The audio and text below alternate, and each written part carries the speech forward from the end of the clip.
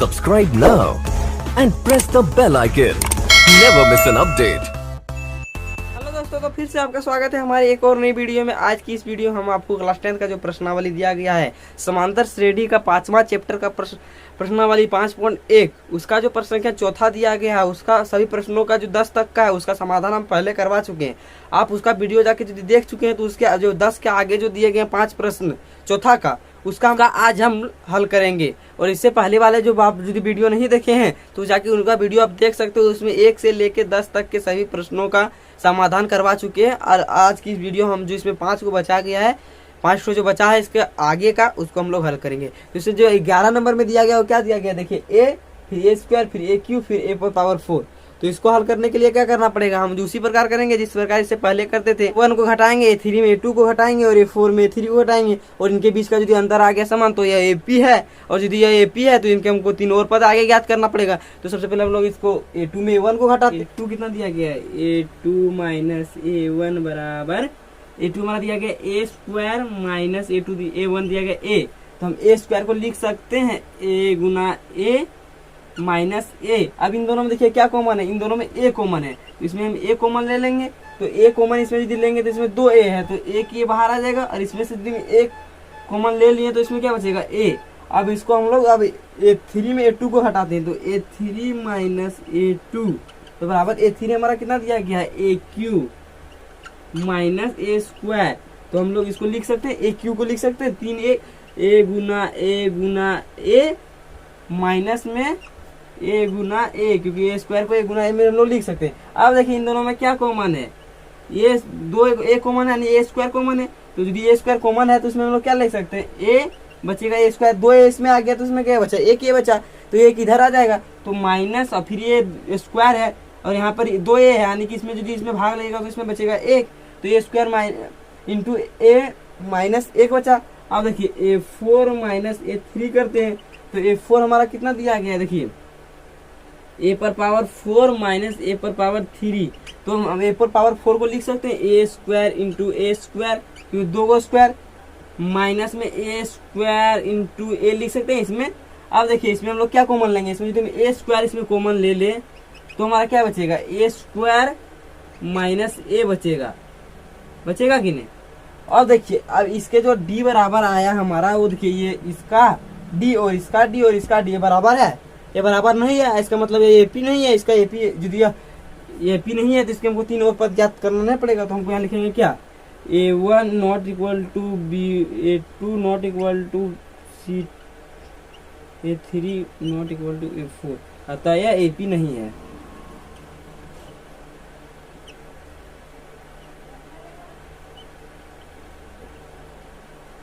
यदि AP नहीं है तो इसका हमको जो 3 और पद याद करना बोल रहा था वो हमको याद करने की जरूरत नहीं है, क्योंकि इसका यह इतना में ही रह जाएगा। अब इसका हम लोग आगे देखते हैं। अब देखिए अब क्या दिया गया, अब इसमें ये 12 नंबर में हमारा क्या दिया गया है, √2 √8 √18 और √32। फिर इसमें हमको चेक करना है AP है कि नहीं। इसको हम लोग AP को चेक करने के लिए क्या करते हैं, उसके A2 में A1 को घटाते हैं, A3 में A2 को घटाते हैं। तो इसी प्रकार हम इसमें भी करेंगे, तो इसमें इसको घटाएंगे तो इसके बीच का हमारा अंतर आएगा, तो A2 माइनस A1। तो हमारा A2 दिया गया है √8 माइनस √2। अब यदि हम √8 का गुणनखंड करेंगे तो हमारा क्या आएगा, देखिए 8 का करेंगे तो देखिए 2 से लगाएंगे 4, फिर 2 से 2, यानी इसका जो आया 2 गुना 2 गुना 2। अब यहाँ पर देखिए 2 का 2 जोड़ा लग रहा है, यानी कि ये 2 जो है बाहर आ जाएगा, तो 2 √2, इसका 2 √2 हो जाएगा, यानी कि देखिए √2 माइनस √2, यानी कि 2 √2 में 1 √2 जाएगा तो कितना बचेगा, 1 √2 बचेगा, तो यानी √2 आया इसका। अब इसका A3 में हम लोग A2 को घटाते हैं, इसका बीच का हमारा A2 माइनस A1 का अंतर आ गया, यानी A2 और A1 का D निकल गया। अब हम लोग A3 और A2 का निकालते हैं, तो A3 माइनस A2 करेंगे तो बराबर √18 माइनस √8 दिया गया है। अब हम √18 का गुणनखंड यदि करते हैं तो देखिए यहाँ 18 का गुणनखंड करेंगे तो 2 बार में 9 और इधर 3 से 3, यानी कि देखिए तो 3 गुना 3 और गुना 2, तो 3 बाहर आ जाएगा, एक 3 √2 हो जाएगा, क्योंकि इसमें 2 है तो 2 जोड़ा लगेगा तो 1 बाहर आ जाएगा। और इसका 8 का क्या होगा, देखिए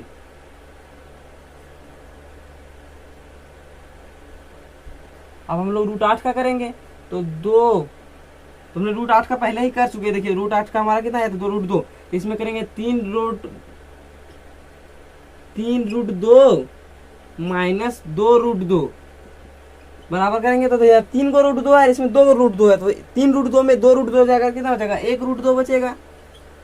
अब देखिए A4 में A3 घटाते थे, A4 माइनस A3, तो रूट 32 दिया गया है माइनस रूट 18, तो रूट 32 का हमारा जो आएगा, रूट 32 का हम लोग गुणनखंड करते हैं, तो 32 का गुणनखंड करेंगे तो क्या होगा, देखिए 2 बार में 16, 2 बार में 8, फिर 2 बार में 4, फिर 2 बार में 2।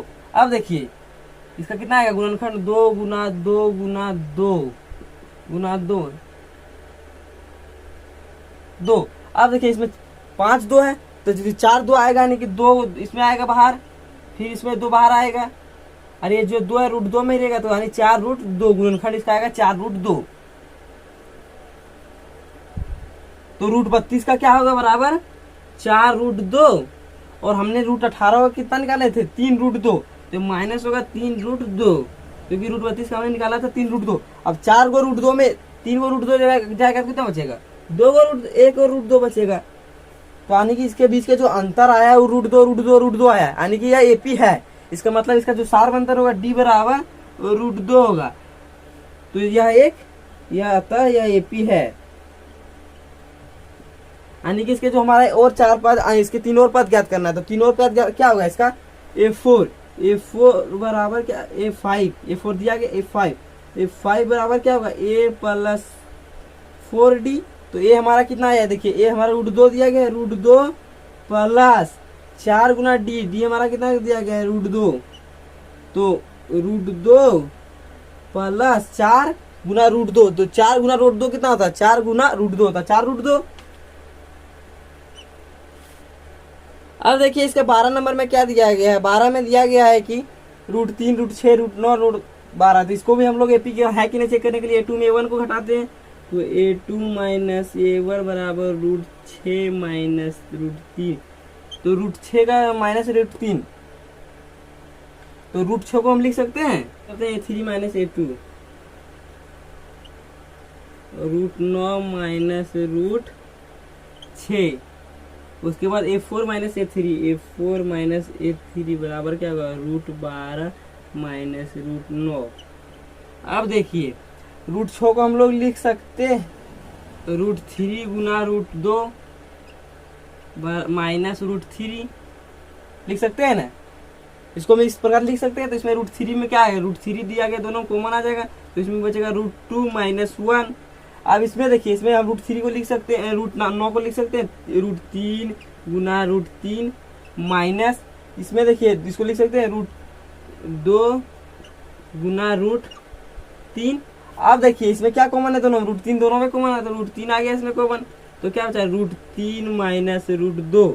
अब इसको हम लोग लिख सकते हैं, रूट को लिख सकते हैं 2 रूट 3, क्योंकि 2 दूना 4, तो यह 12 हो जाएगा, माइनस रूट 3 लिख सकते हैं। अब देखिए इसमें क्या कॉमन है, रूट 3 कॉमन है, तो क्या आएगा 2 माइनस 1। अब देखिए इसका जो अंतर आया है और इसका अंतर समान नहीं आया, इसका मतलब ये एपी नहीं है। यदि ये एपी नहीं है तो इसके 3 और पद हमको ज्ञात करने की जरूरत नहीं है, इसका यही हो जाएगा, तो यहाँ लिख देंगे ये एपी नहीं है।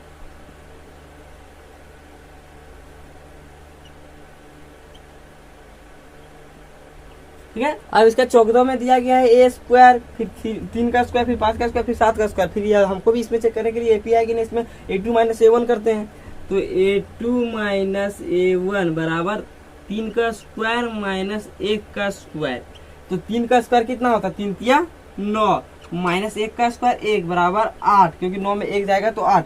और फिर A3 माइनस A2 करते हैं, तो A3 हमारा कितना दिया गया, 5 का स्क्वायर, यानी 5 का स्क्वायर माइनस 3 का स्क्वायर, तो बराबर क्या था, 25 माइनस 9 बराबर कितना आएगा, देखिए 25 में 9 जाएगा तो हमारा कितना बचे। उसके बाद A4 माइनस A3 करते हैं, तो A4 दिया गया 7 का स्क्वायर माइनस 5 का स्क्वायर बराबर 7 का स्क्वायर कितना होता है, 7 7 49 माइनस 3 का स्क्वायर कितना होता है, 3 तिया 9, यानी कि यह हो जाएगा 9, तो बचा कितना बचा हमारा। अब 5 का स्क्वायर कितना होता है? 5 25 माइनस 25 तो बराबर हमारा कितना आएगा? 49 में यदि 25 आएगा तो हमारा 24 आएगा। अब देखिए इसका जो अंतर आया है सभी का वो समान नहीं आया है, यानी कि इन दोनों का जो सार अंतर है वो समान नहीं यानी यदि जो सार अंतर समान नहीं होता तो ये एपी नहीं है। तो हम यहाँ देखेंगे क्या आता है, एपी नहीं है।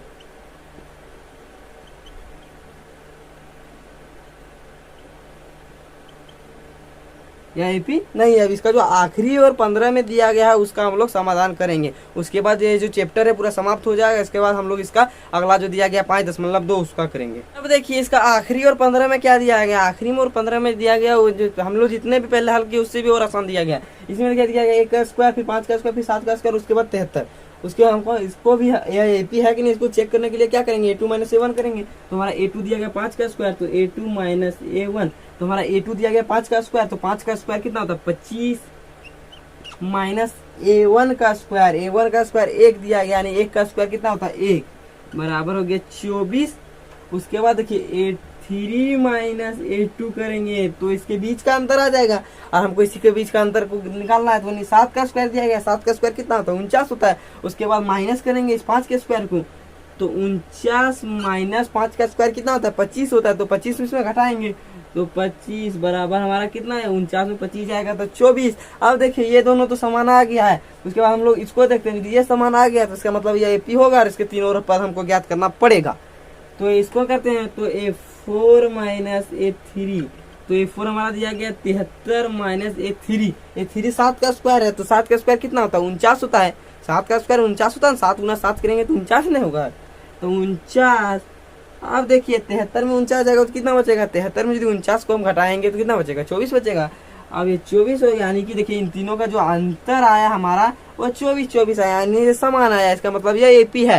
यदि ये एपी है तो इसके तीनों पद हमको ज्ञात करना पड़ेगा। तो इसका डी बराबर हो जाएगा 24। तो इसमें हमारा a1 a2 a3 a4 दिया गया है, हमको a5 a6 a7 ज्ञात करना है। तो a5 बराबर क्या होता है हम आपको पहले ही बता चुके हैं, जितना पद ज्ञात करना पड़ेगा उसमें a के साथ उसके एक कम डी को जोड़ दीजिए तो a प्लस 4d हो जाएगा क्योंकि पांचवा पद हमको ज्ञात करना है। तो a प्लस 4d तो हमारा a कितना दिया गया a का स्क्वायर प्लस 4 गुना d हमारा 24 है तो a का स्क्वायर 1 होगा प्लस 4 गुना 24 है तो 4 16 के 6 बाकी 1 और इस 4 को गुना करेंगे 2 से तो 8 और 1 9 96 यानी 96 1 होगा तो 97 यानी a5 बराबर हमारा आया 97। इसके आगे जो होगा 97। उसके बाद a6 बराबर क्या होगा देखिए a प्लस 5d क्योंकि d की संख्या 1 कम होती है तो a6 बराबर होगा a दिया गया a का स्क्वायर प्लस 5 गुना 24 तो a6 बराबर होगा 1 प्लस 24 पंचे 5 24 के 0 बाकी 2 5 गुना 10 और 2 12 यानी कि a6 जो होगा 121 क्योंकि 120 में 1 जीतेगा तो 121 तो यहाँ जाएगा 121। उसके बाद इसके आगे a7 बराबर होगा a प्लस 6d तो a7 तो हमारा a कितना दिया गया a दिया गया 1 का स्क्वायर यानी 1 का स्क्वायर प्लस 6 गुना d हमारा दिया गया 24। अब इस 24 में करेंगे हम d से गुना तो a7 बराबर 1 प्लस 6 24 के 4 बाकी 2 14 12 और 2 14 और इसमें यदि ये 7 निकालेंगे तो हमारा हो जाएगा 145 यानी ये होगा इसका अगला पद होगा 145। इसका तीनों पद हमको ज्ञात करने बोला था, हमारा तीनों पद ये आ गया और इसी के साथ इसका आंसर यही होगा। इसका आंसर यही हो जाएगा। इसी के साथ हमारा यह चैप्टर समाप्त होता है। इसका आगे का हम चैप्टर दूसरे वीडियो में आपको करके दिखाएंगे। आप हमारे वीडियो के साथ हमारे चैनल के साथ जुड़े रहें। Thanks for watching. Drop a like, leave a comment, and don't forget to subscribe.